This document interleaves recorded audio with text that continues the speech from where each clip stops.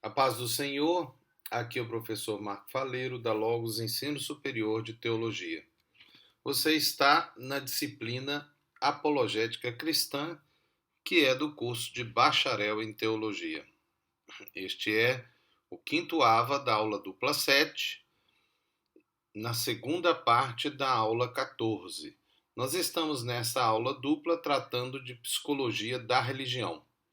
E temos falado então alguns tópicos, começando, falamos sobre a conceituação de psicologia da religião, inclusive entrando em alguns aspectos da construção dessa disciplina, né, a parte histórica. Entramos então no fenômeno religioso e falamos daqueles 4 pontos, 4 teses, daquilo que a psicologia considera ser o fenômeno religioso. Independente aqui de nós concordarmos ou não, é a opinião do homem, do ser humano, da ciência, tentando descobrir a verdade. Mas é óbvio que nós nos fundamentamos não nas opiniões ou nas descobertas científicas. Nós nos fundamentamos na palavra de Deus, que é a Bíblia. E que com isso está ligado o argumento fé, que para a ciência muitas vezes é totalmente desconhecida ou rejeitado. E aí nós vamos então entrar também na experiência religiosa e na saúde mental diante da experiência religiosa. O fenômeno religioso relaciona com 2 componentes desse fenômeno humano, que é um fenômeno humano. Todos têm. É o comportamento religioso e as experiências religiosas.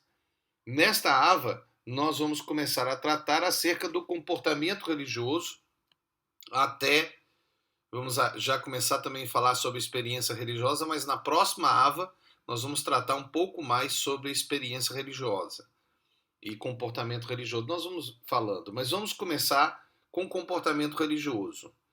O comportamento religioso refere-se a qualquer ato ou atitude, individual ou coletiva, pública ou privada, que tem específica referência ao divino ou o sobrenatural.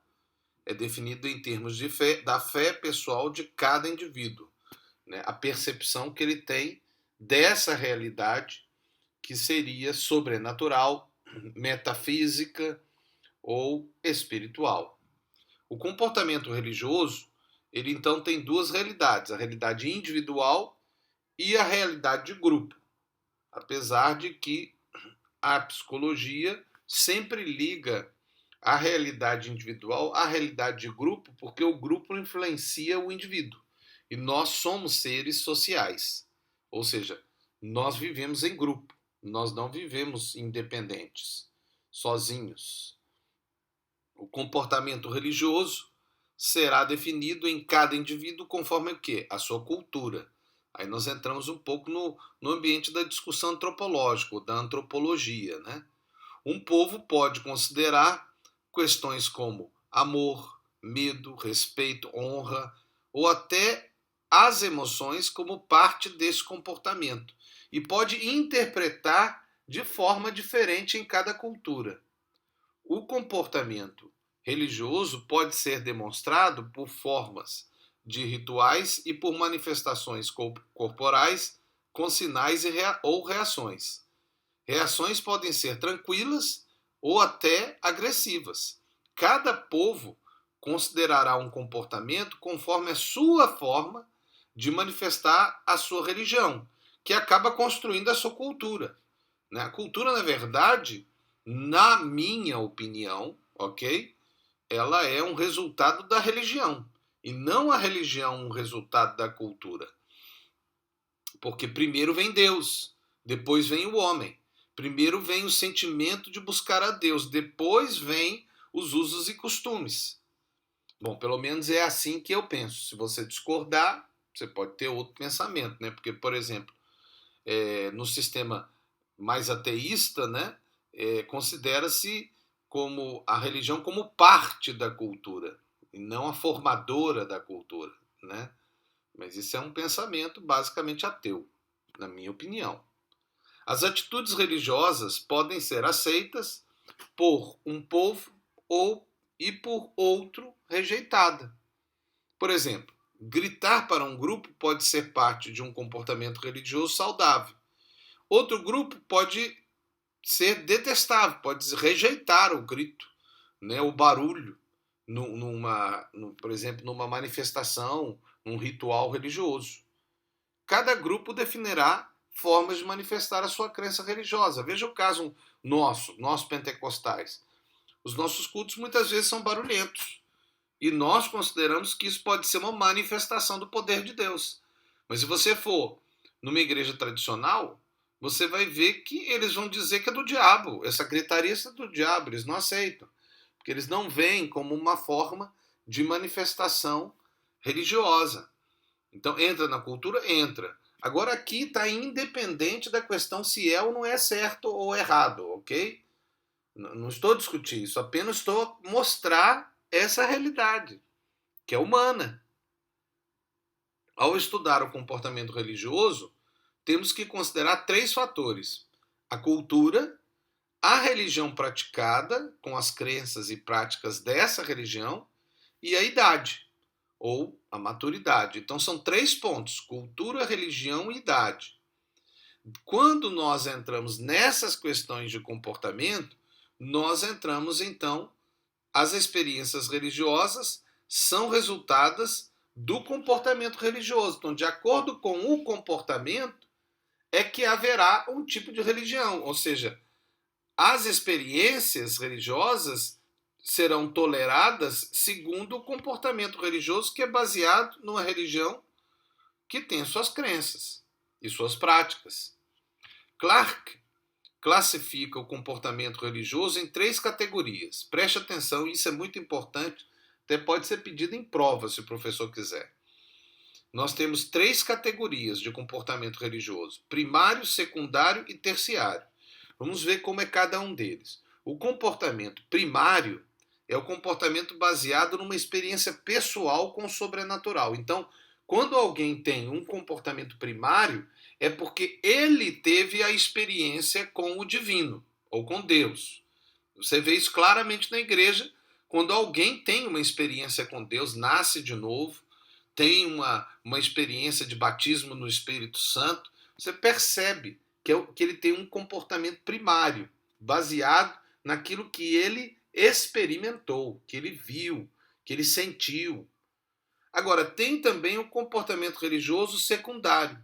Esse é baseado nos hábitos religiosos, pessoas que praticam ritos como a oração, a leitura da Bíblia, por motivo de ser a sua religião, não sendo geral, espontâneo. Então, é aquela pessoa que é de uma religião e que age daquela maneira, mas nunca teve realmente uma experiência pessoal. Ela nem sabe, às vezes, por que ela faz aquilo. Para ela não tem um sentido assim real, é apenas costume, vira cultura, é hábito, é usos e costumes. Então, esse é o comportamento secundário. E, infelizmente, nós temos muitas pessoas na igreja com comportamento secundário. Eles estão na igreja só porque nasceram na igreja, porque estão acostumados, porque são porque aqui naquele país tem aquela cultura, daquela religião protestante, por exemplo. Isso é muito comum você ver nos católicos. Até falam que existe o católico praticante e o católico que não é praticante. O praticante seria o comportamento primário e o resto seria secundário.